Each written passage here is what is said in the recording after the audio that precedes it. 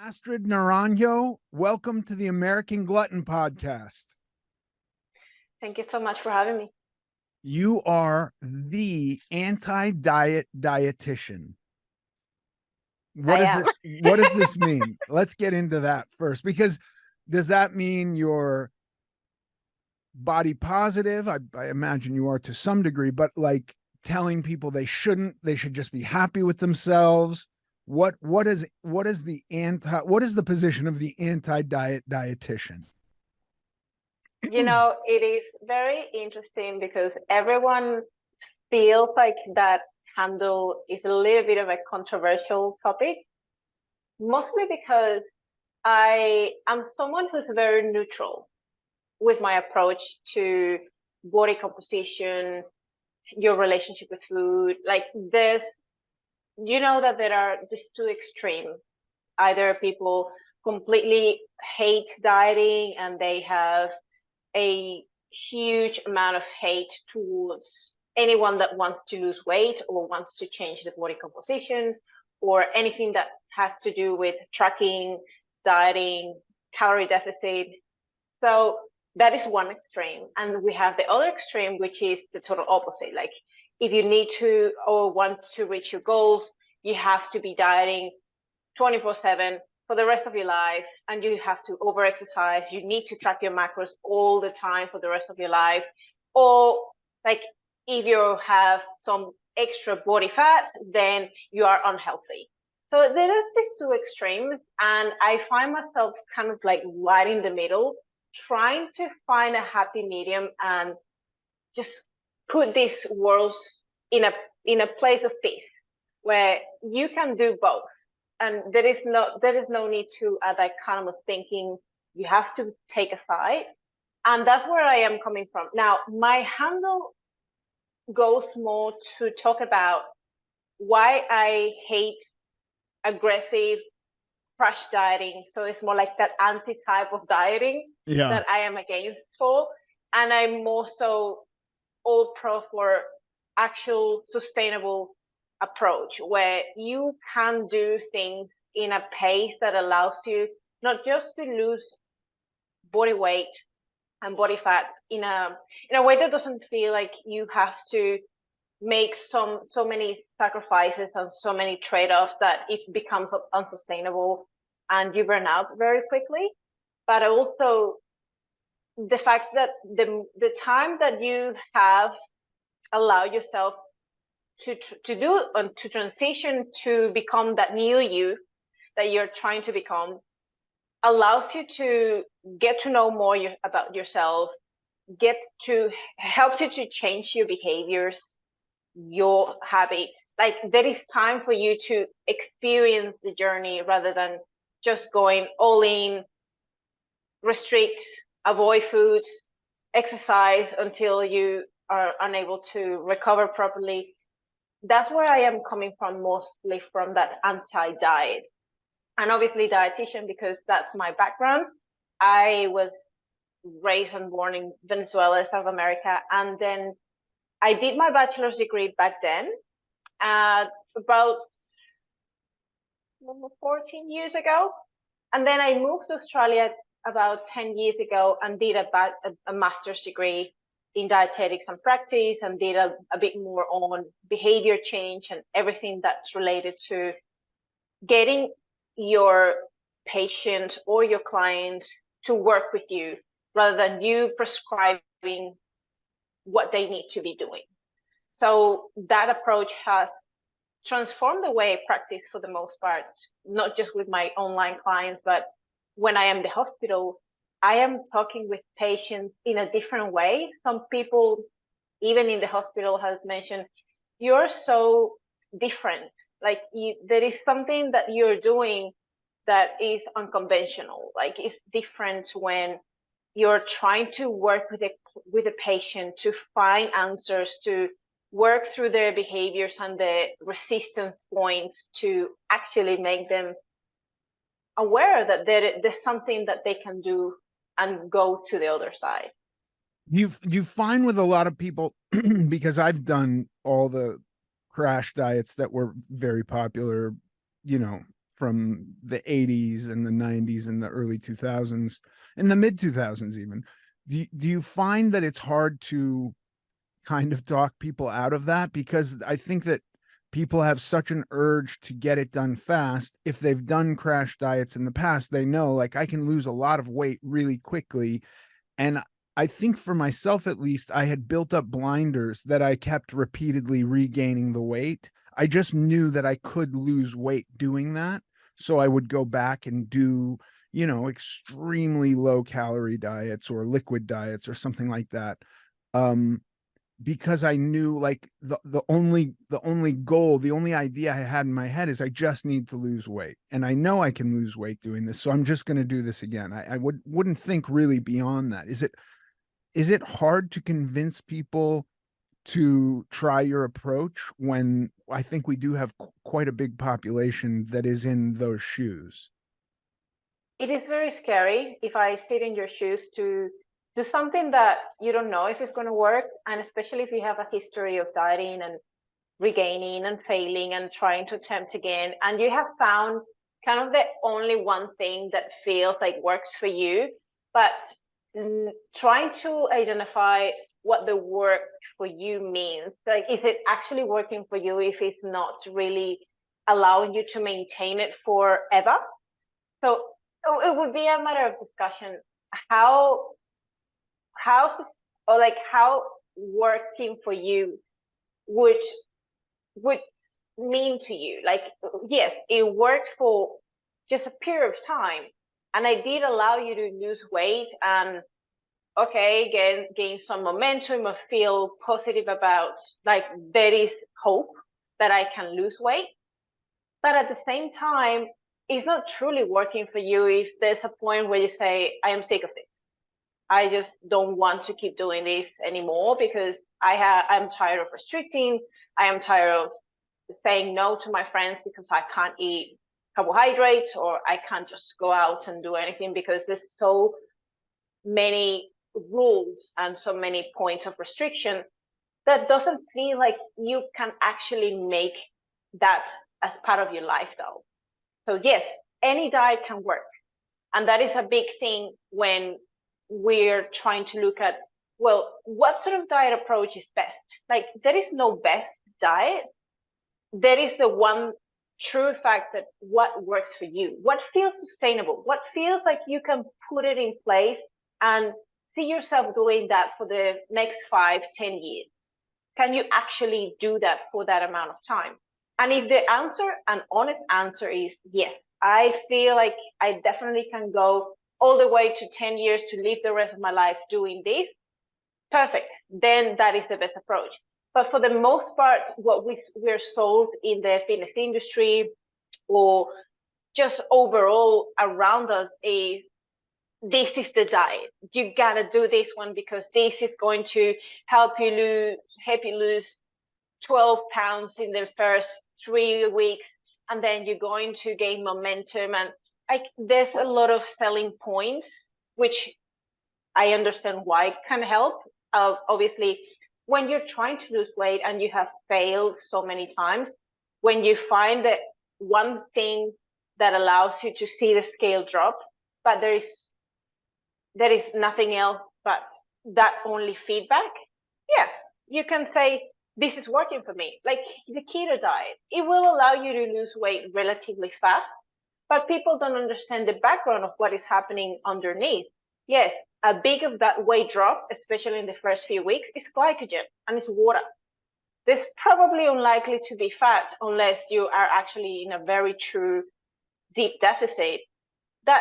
And if you have a lot of weight to lose, you are more likely to lose weight much faster at the beginning, because that's why you're truly creating a huge gap between your energy requirements and your energy intake.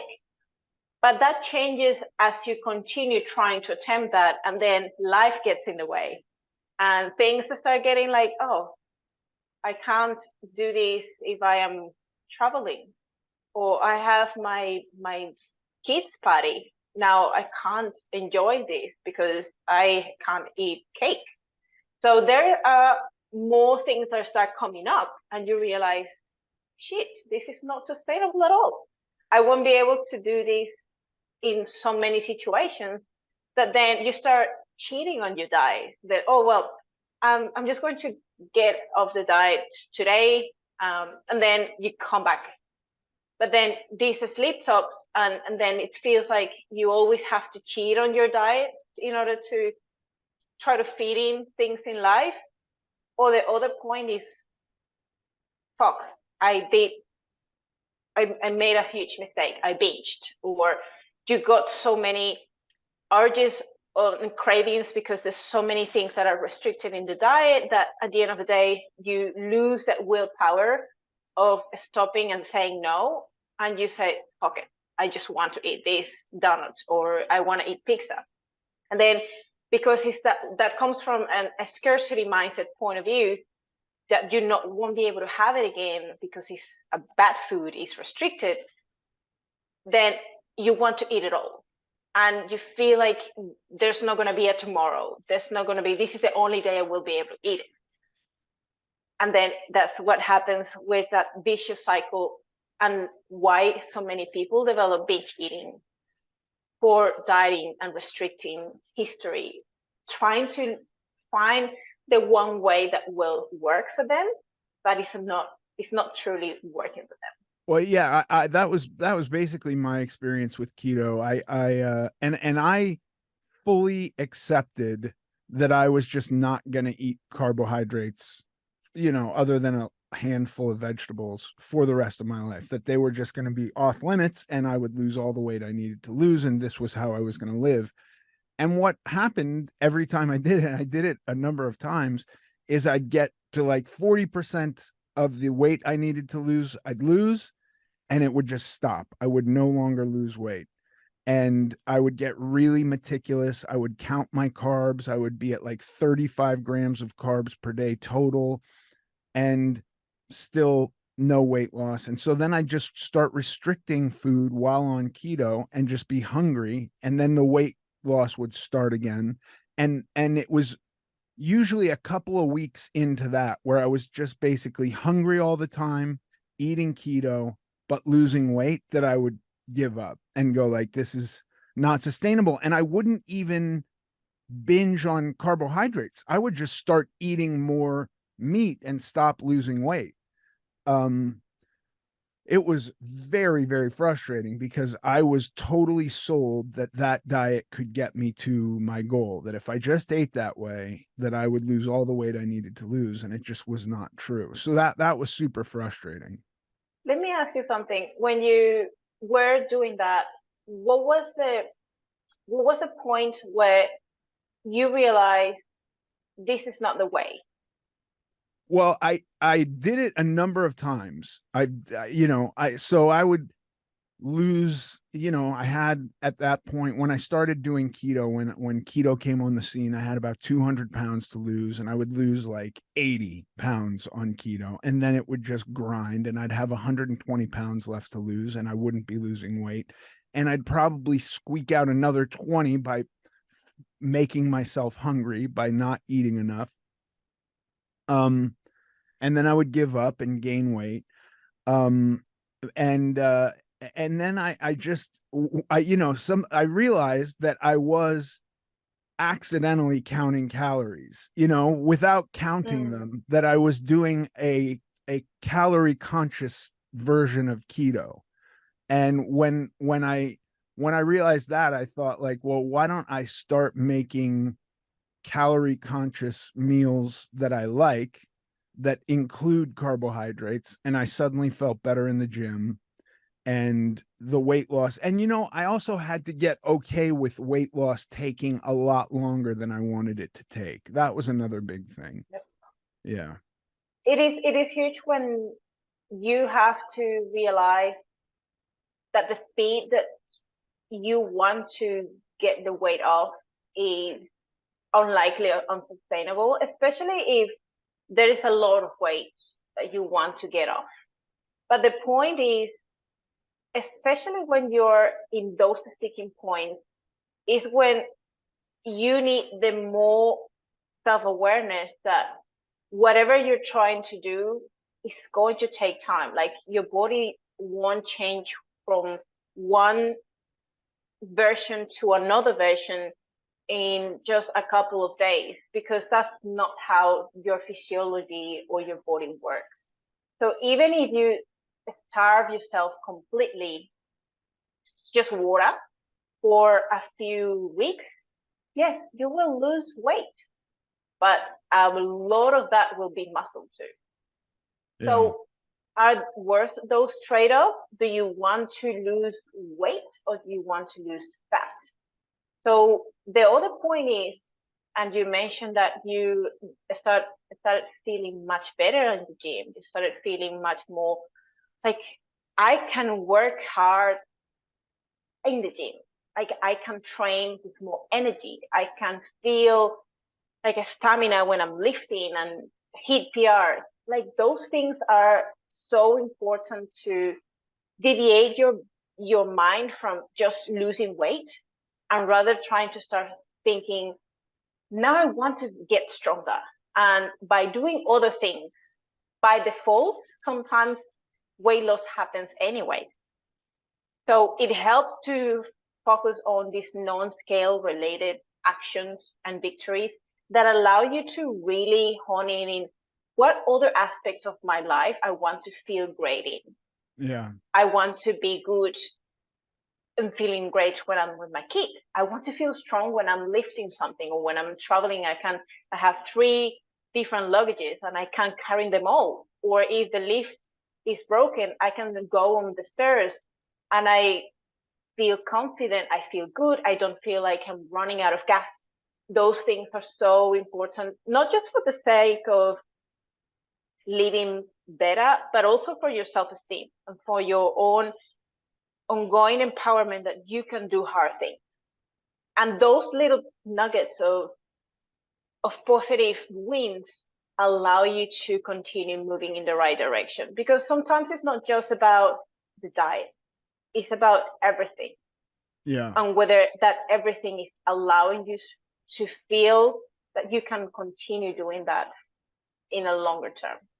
Yeah. Well, another point about dieting, where this becomes a very tricky trade-off and a tricky sell to people, is that dieting is, by definition, restrictive dieting is a limited thing. It's a finite thing.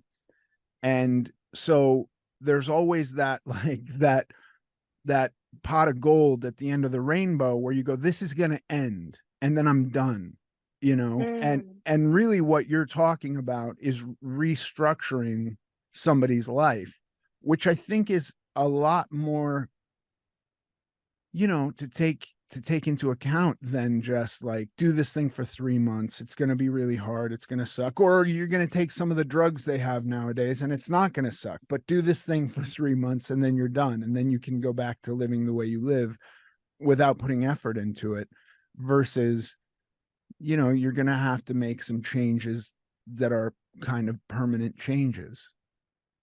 The biggest thing that you said there is, I can do this for this amount of time and then I'm done. And that is the worst way to think about it, because how we talked about it, you can lose weight with any diet, with any approach. Like all diets will work. And there's no actual problem so much with losing the weight, is how do you keep it off? And how do you actually maintain it? What is going to be your diet and your lifestyle after that diet? And that is where like 99% of people fail, just because it is not like the end of what you're trying to achieve. That is just the minimum momentum you needed to continue moving in the right direction.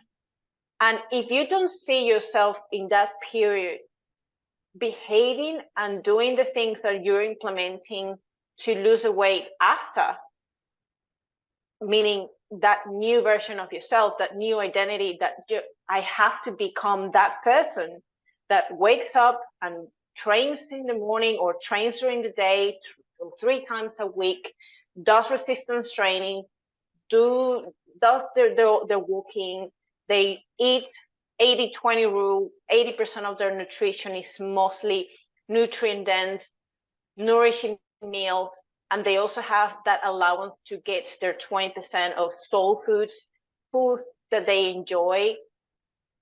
Doing all these things, can you envision yourself doing that?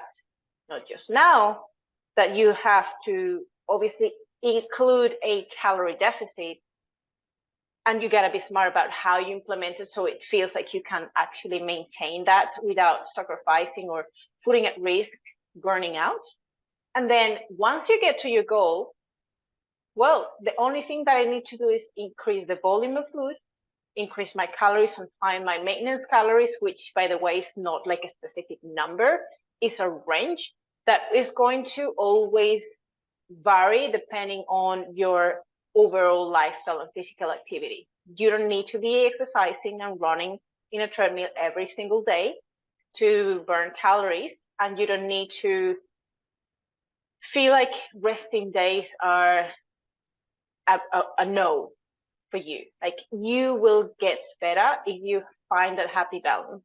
It's not just about stimulating that hyper vigilant, hyperactive state or your sympathetic state, but also allowing your body to rest and stay in this parasympathetic state where you find a happy balance between these two, and you allow yourself to have a much happier life overall.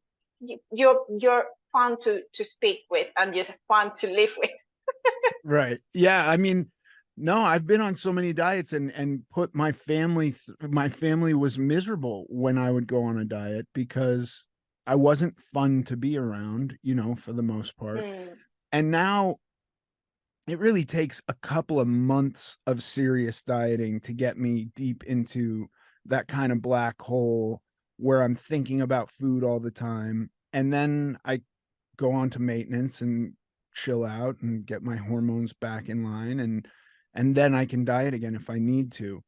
But yeah, the constant battle, I think that's something that we're often unaware of, because a lot of the times I would rationalize this by saying I'm doing this for my family. Like the goal is to get my body to a place where I can participate with my family more, and yet I'm just kind of on this cycle of miserable dieting, so I'm not fun to be around, and then almost manically gaining weight again, which is also not fun to see.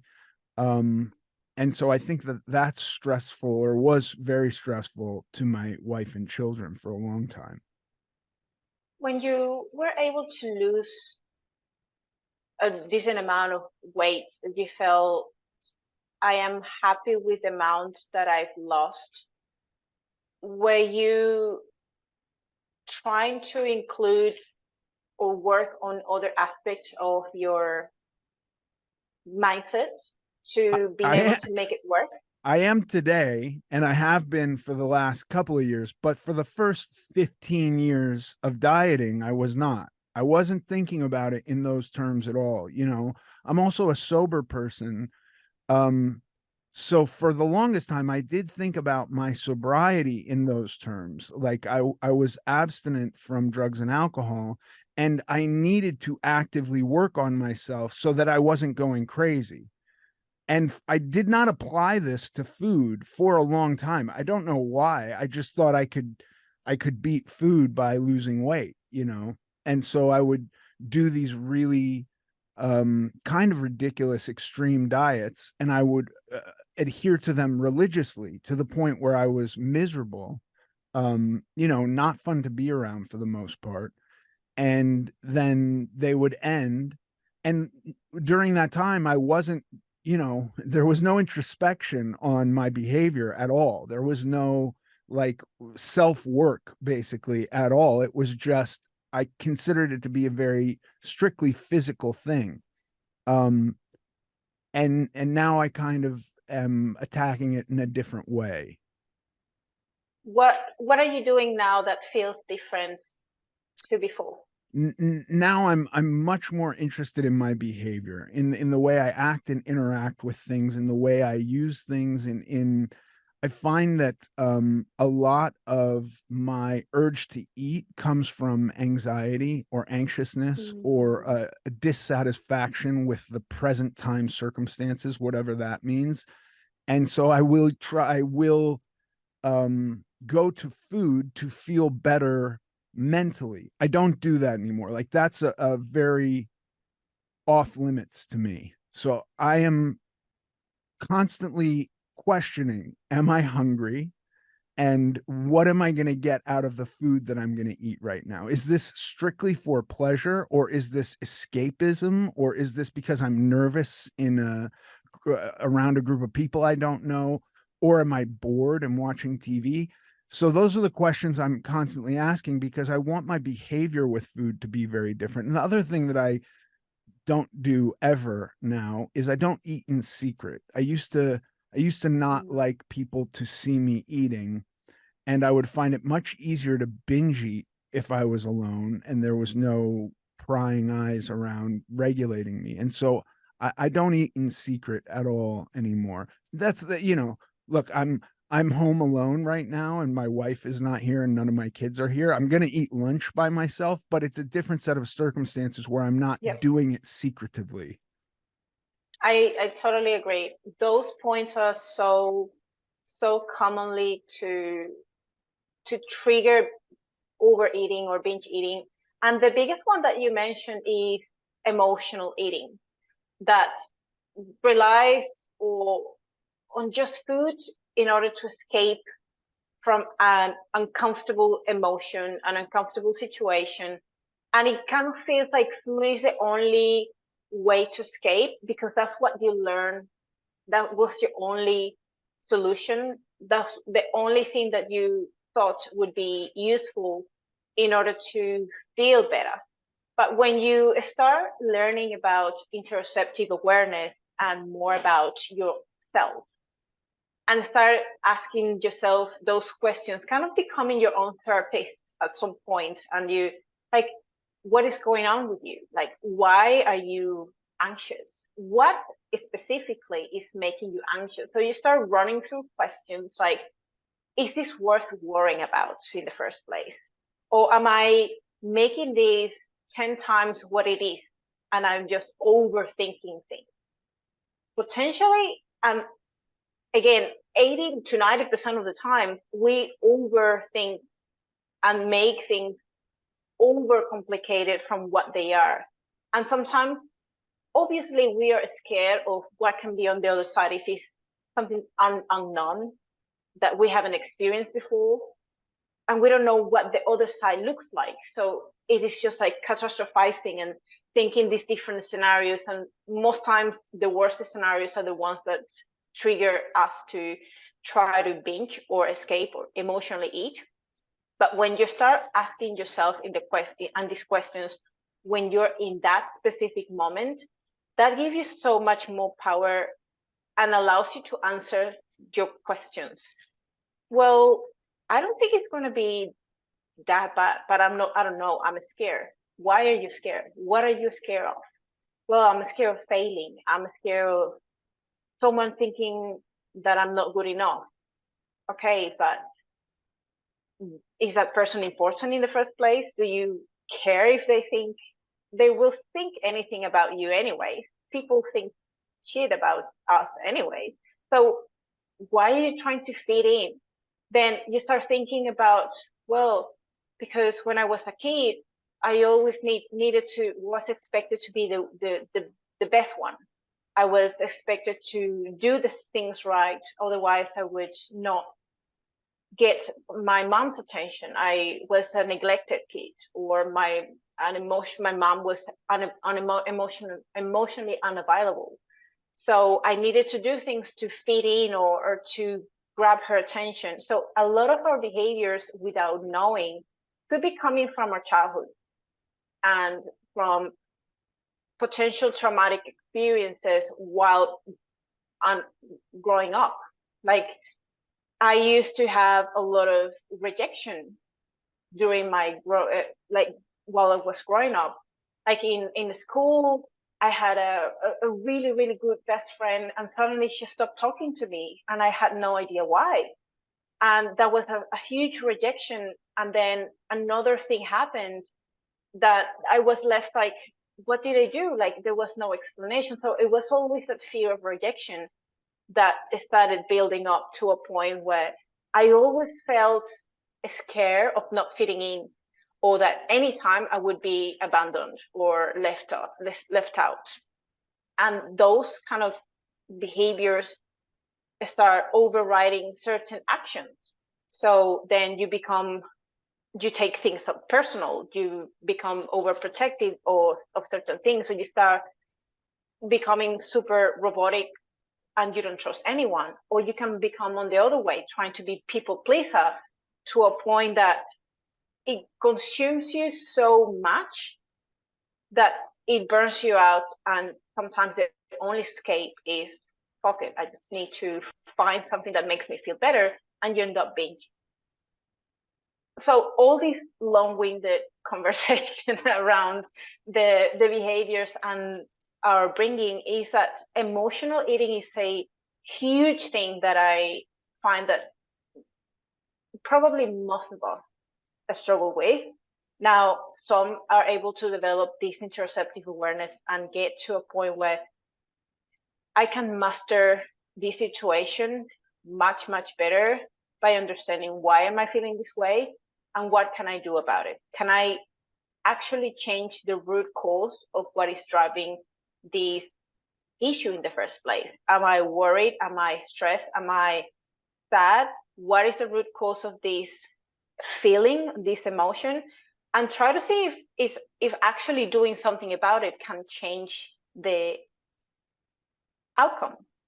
And if that happens, then you feel better about it because you actually did attack the root cause of what was making you feel bad or uncomfortable, and you change the outcome, and now you feel better. But if you can't do anything about it, let's say it's totally out of your control, then finding other ways that are not food related that allow you to feel better or distract your mind, because sometimes it's just more finding a way that allows you to stop ruminating about certain things, and distraction or doing things that are not necessarily food related will allow you to let that worry and that urge pass. So maybe it's reading a book, maybe it's running, maybe it's going for a walk, maybe it's talking to someone, maybe it's just speaking out loud your thoughts and hearing yourself speaking. And like, I sound so silly when I repeat these certain things to myself, but I need to hear them, because when you just say it in your head, you don't listen. It's weird, but what do you have to say? Do you find that that should be done before somebody attempts dieting, or before somebody attempts like the actual physical act of restructuring how they eat? Do you think that kind of introspection comes first? I believe it depends on the degree as to how bad is this emotional eating, or the body dissatisfaction, or what are the root causes of what is making you so emotionally vulnerable. And if that is not addressed, obviously things are going to continue falling into the same pattern and vicious cycle. But I've seen a lot of clients be successful trying to attempt something that is less aggressive, is much more doable, and it doesn't feel like it's adding additional stress, and allows them to work at the same time on their behaviors and their emotions, and put it into practice or into test. What is going on? Why am I feeling this? How can I do better? And start implementing mindful eating, interoceptive awareness, questioning yourself. And that can work. But I have also seen that some people, they just need to work on their mindset first, and the relationship with food, before they even try to do anything else. So especially for those, Go. No, especially for those you finish. Sorry. Especially for those that have been chronically dieting for so long and they continue regaining and losing, regaining and losing. The problem is not the diet. And you will see that there's something else that they have not been able to address that has to be addressed if they actually want to break that barrier or that point where they get stuck again. And it's likely nothing to do with diet. Obviously, losing fat and losing weight comes to energy balance, but things are a bit more complex than that. So when you think about the human psychology and their behaviors and emotions, that is going to go way, way deeper than just trying to create a calorie deficit. Because yes, you can create a calorie deficit, but we're not so simple. We're human, emotional human beings. And emotions are going to play a huge role in our adherence or our capacity to adhere to something. So if you're someone who struggles with emotional eating or with anxiety, depression, stress, or whatever emotion you feel like you tend to gravitate towards when something is wrong, that is going to hold you back because that will affect your adherence. So you'll binge one day and then, well, okay, I'll restrict. And then you binge again and then you restrict. So you'll see these peaks and yo-yoing again and again, getting back on track and just dieting again. And nothing is really changing because the behaviors and the mindset is still the same. So until you're able to turn that around, focus, okay, I just can't diet right now if I'm going to keep doing the same thing. What can I do to address this first? Maybe it's just stop dieting and just focusing. Maintaining is a legit option to do as well. Like if you can just maintain your weight wherever you're at your point in your journey, that's totally fine. You don't have to lose weight forever. I know you can and you want to lose more body fat, but you have more time to do it. So, but if something is not working, you gotta pay attention to the one thing that could be potentially holding you back. And that could be just needing to learn the skill on how to address better your emotional eating. And then things are going to be much, much smoother as you move along with those skills. Yeah. You had mentioned earlier 80-20, and this is something we've heard a lot in, when talking about diets and weight loss and stuff. Do you think there is a period of time where stricter adherence is necessary, or do you think that from day one, or does this vary case to case? Because I know for a long time, 80-20, I wouldn't stay on a diet because the minute I start tapping into that 20, it's very, very difficult for me to get back to the 80. Now I find it to be quite a bit easier. If I go out to eat with my family and have a bite of dessert and maybe a piece of pizza, the next day it's not impossible for me to get back onto my plan. But there was a time where that bite of dessert or that piece of pizza would have led me to binge eating all night long. And then it would have been unheard of to get back onto my diet the next day. I like your question because it's a little bit nuanced in terms of if I struggle with stopping myself because of something, one thing that is going to come out of that is that you have been restricting that food for so long, perhaps, that when you have it, it's like, I need to eat it all. I can't stop myself from eating it. Or because your diet overall is so strict and so boring, when you allow some extra pleasure, that extra dopamine release, like tasty food, it is really hard to stop. But with my experience overall, definitely is depending on where you're at in your journey. And again, how is your dieting history? That is going to be a very good predictor of whether you will be able to handle that 80-20 rule a bit more balanced. and without going overboard or feeling like you're losing control when you tap into that 20%.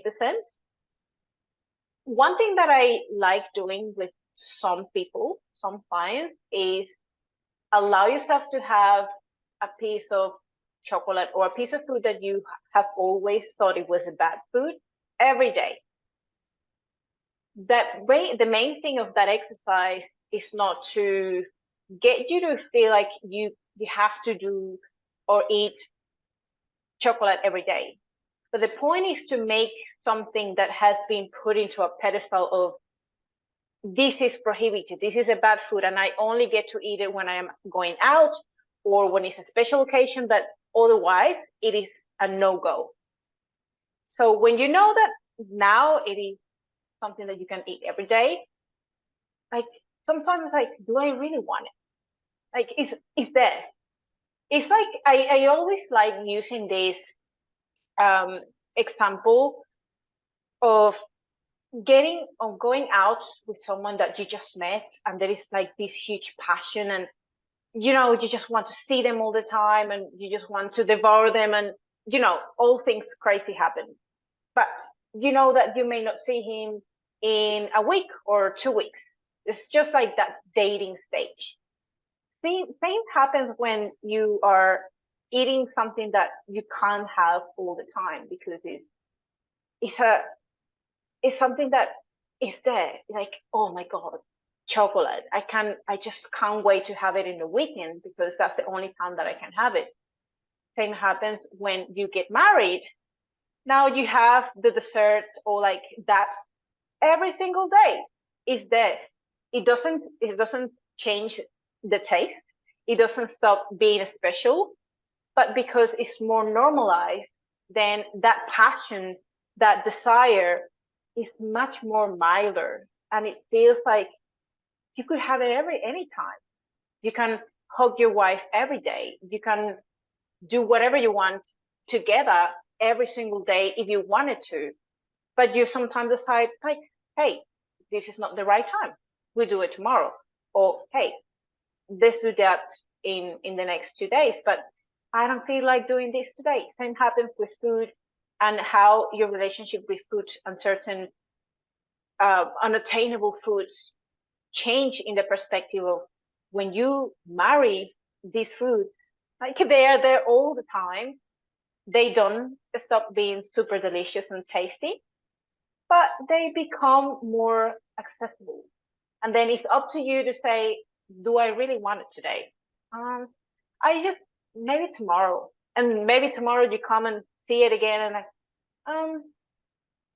I prefer my stir fry and my vegetables today. I'm not really into this, especially if you're very in tune with your goals and you know what you want to achieve, or if you want to maintain a certain physique.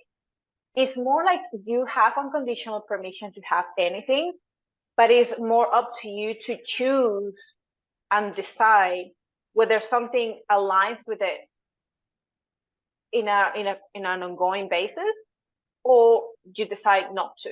But it's you choosing, not someone telling or a rule prohibiting that you can't do this because otherwise you won't be able to lose weight.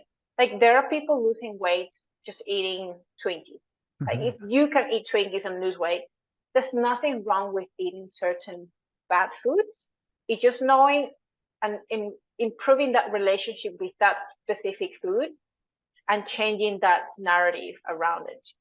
But if your thing is binge eating, that's harder to fit into the 80-20 box. You wouldn't say like, yes, 20% of the time you can binge eat. That no longer correct. Right. Correct. Yeah. I see. For me, like as you were giving all those analogies and stories, I'm sitting here going like, yeah, I guess I could squeeze a Big Mac into my calories. I know I would be hungrier sooner afterwards, or at the end of the day, I would be hungrier because that food is not super satisfying or not super long term. And then as I thought about it further, I was like, I never wanted a Big Mac. I wanted 3 Big Macs. I wanted 3 Big Macs and chicken nuggets and a fillet of fish and an order of fries and an ice cream. You know, it wasn't just having a Big Mac. It wasn't just having one square of chocolate for me. It was Yep. it was eating to the point that I couldn't eat anymore, which gave me pleasure for a long time. So Yep. I think if you're getting that under control, yeah, the rest of it doesn't matter. I think I personally, at the beginning of a diet, would try to stay away from foods like Big Macs, simply because I think I would get hungrier, and it would be very difficult for me to go to McDonald's and just order a Big Mac or order a cheeseburger. It's so small. Um, but that's just me. But I get what you're saying, and I appreciate that, you know. I totally get what you're saying too. And what I was saying at the point that there are people that for them to prioritize their goals, they have to be a bit more stricter than that. And that is okay. Like, I am just looking for the average person that doesn't struggle with binge eating or to the point of extreme hunger would be able to work with and to learn. Now, when we're thinking about people with huge appetites, and like I am someone who I'm always hungry. I like eating a lot of food, like volume food. Like if I don't see 4 plates in front of me, I just like I can't go to restaurants that have this tiny little thing. Like I need to eat like 50 plates like that in order to feel full. So I get what you're saying, and I definitely understand and sympathize with the point of needing to know when it's appropriate to be a bit more stricter than that. But you decided because you're okay with that. Right. But it's your choice again. It's not someone or something of making you do this or stopping from eating this. You still have in your mind the option to say, I could have it if I wanted to, but I decide not to because I am not going to feel satisfied with just one burger. I need Yeah. 4. But because it's not satiating, I prefer to not eat it at all. So I don't have to struggle with that. I do the same when I think about, I don't know, cookies. I can't eat just one cookie. Or when I am thinking about cereal, I have to eat the whole packet. I can't eat just one serving. Yeah, God, for a Okay, serving no, of, it's like a quarter of a cup. It's nothing. It's 2 tablespoons of cereal. exactly. So I say, look, I just won't have it, but it's my choice. But if I do want to at some point, I say, fuck it, I'm going to eat it, I'm going to enjoy it. And I eat my entire box of cereal and I'm so happy, but it's my choice. It's not like the scarcity mindset of I can't have this anymore is overriding the power of my choosing to eat it. It's more like I am going to allow myself to, today, I'm just going to eat 3 burgers today. And I'm okay with that. But you are choosing to do that. You Yeah. know what I mean? I If know it I makes sense. do, because the because I wouldn't choose to do it. That's the problem. If I'm doing it from a point of like rationale, I'm not going to do it. And if it's kind of, there's a sub level where I'm doing it and I'm not choosing to do it, you know, where some other mechanism in my mind has taken over and said, Mm-hmm. you need this so bad that you're going to like block out everything else and you're going to go and do this thing. But there's nothing in me that, and I haven't really dealt with this hands on recently because I've been working on this for so long, but I can remember, you know, going, I'm going to take a different route home to avoid fast food. And then I find myself in the drive-through to get fast food, and I think I'm not going to eat it. They're going to give me the bag and I'm going to throw it away. And then I find myself like putting my face in the bag just to smell it. And then I'm thinking, I'm not going to eat it. I'll just smell it. And then I've eaten it, you know, and none of it was really a decision that was being made by the part of me that could sit down and go like, what is this food going to do for me? And do I want that? And, it wasn't really in the kind of awareness level of making a decision. Do you ever think about how are you going to feel after you have I eaten that? I do now, like yes, very much so now. I find myself almost only experiencing that when I'm traveling, right? Because when I'm home, I have my life dialed in and I'm never Yeah. faced with that decision. Once in a while, we'll go out to dinner somewhere and I'll find myself looking at a menu where there aren't great choices for me. Everything's breaded or fried or pizza or this or that. And in that situation, I am trying to make what's a pizza going to do for me? Do I want to eat that? Am I going to feel good after? So I'm trying to make those decisions. But if I find myself in a strange place that I'm not familiar with, and I get hungry and I'm have limited options, I am trying to think with what you're talking about, which is to make a decision based on how's it going to make me feel after I eat it? How's it going to make me feel tomorrow? How much of this do I need to eat to get a meal in? They're rather than just like, well, I'm here and there aren't great options, so now I'm going to choose the worst one. Now I'm going to turn off my cognitive mind and just go for what's going to anesthetize me. The point that I think it is so important, especially that you highlighted when you are traveling, when you're doing something that is out of your routine, is to always try to be as prepared as you can. And this is one thing that determines whether you can be quite dialed in and successful on these specific situations that are totally out of your routine, like traveling. Like, how much can you plan and what can be under your control when it comes to food, so you are not paying a higher price, in the sense that you can be in more control and don't feel like everything is going to go out of the window. So one thing that I find that is very helpful if you're traveling is make sure you can have with you in your backpack or whatever things that you know that you can eat on the go, that you don't allow yourself to be so ravenously hungry that when you are in a restaurant, you are so miserable that whatever you're going to eat is going to be, it's just going to drive this out of behavior that has nothing to do with your cognizant behavior.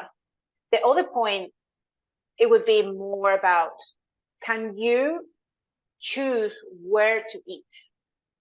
If it's in your power, if that's possible, then that allows you to study a bit more what the menu would look like, what you could potentially order that is going to make you feel satiated.